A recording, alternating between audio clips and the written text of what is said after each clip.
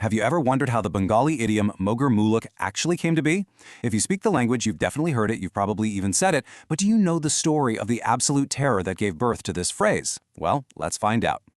Okay, so before we dive into the history, let's just quickly talk about what Mogher Mulluk means to us right now, today.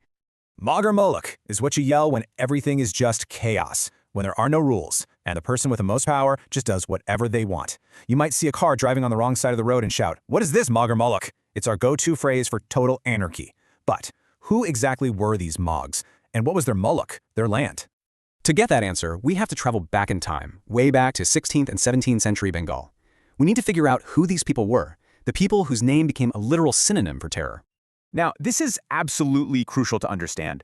The Mugs weren't just some disorganized gang of pirates. Oh no, they were the Arakanese people from the really powerful Rahu kingdom over in what's now Myanmar. This was basically a state-sponsored naval force. And they were so good at what they did and so deeply feared that their name became a curse in Bengal for centuries to come. But here's the kicker. The Mogs weren't doing this all on their own. Their reign of terror got a massive upgrade thanks to an alliance with some equally ruthless and technologically advanced partners from Europe. So, meet the Harmads. That was the local name for Portuguese pirates, and the word actually comes from armada, like a fleet of warships. These guys were a mix of mercenaries, adventurers, and total outlaws who had been kicked out of India's west coast. They were looking for a new place to set up shop and, of course, a new place to plunder. It was a match made in hell, really. A perfect, deadly partnership.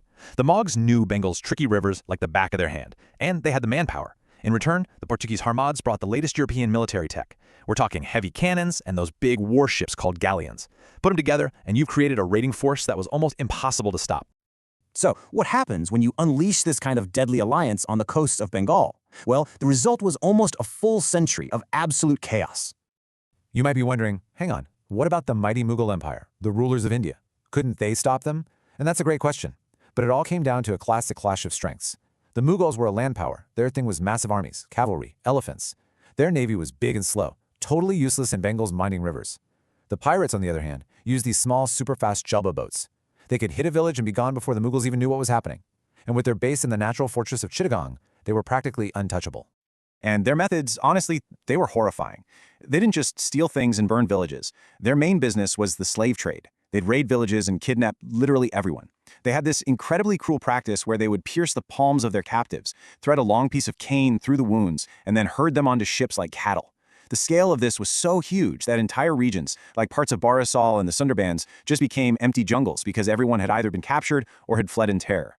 I mean, just to give you a sense of how real this fear was, even the Mughal capital, Dhaka, wasn't safe. The government literally had to stretch a giant iron chain across the river every single night just to try and stop the pirate boats from launching surprise attacks on the city itself. For almost 100 years, it must have seemed like this nightmare would never, ever end. But then, the Mughal emperor sent a man with a plan. His own uncle, a guy named Shaista Khan. Shaista Khan arrived in 1664 with a single mission: get rid of the pirate problem for good. And he did not waste any time. Just look at this timeline. Within 2 years, just 2 years, the century-long reign of terror was finally over. The question is, how in the world did he do it? This is where you see how brilliant Shaista Khan was. He was a strategist. He knew he couldn't just beat this alliance with brute force. So first, he broke the alliance. He went to the Portuguese Harmads and offered them a much better deal. Money, jobs, land, you name it, if they just switched sides. Once he had their European expertise, he built a massive new fleet of his own. And only then did he launch the final, decisive attack. And after conquering that pirate fortress of Chittagong in a huge naval battle, Shaista Khan renamed it Islamabad, which means the city of Islam. It was a powerful symbol, basically declaring that Mughal law and order were back in charge. So the pirates were gone, the terror was finally over. But the memory was scarred so deeply into people's minds that it became a permanent part of their language. And here's exactly how that happened. Mogher Mulluk started as a literal name for a place, the land of the Mugs. But because that land was completely defined by brutality and having no laws, the name itself became a powerful metaphor for any place where order has totally collapsed. See, even after the pirates were long gone, grandparents told their grandkids these terrifying stories about the Harmads and the Mooks. Poets and writers used the phrase to describe any kind of chaos. And just like that, a historical nightmare transformed into a living, breathing idiom, carrying the echoes of all that pain. So the next time you hear someone shout, "Is this Mogher Mulluk?" maybe you'll hear something more than just frustration. Maybe you'll also hear the ghost of a history, a memory of stolen families, of burning villages, and of a terror so deep It literally changed a language forever.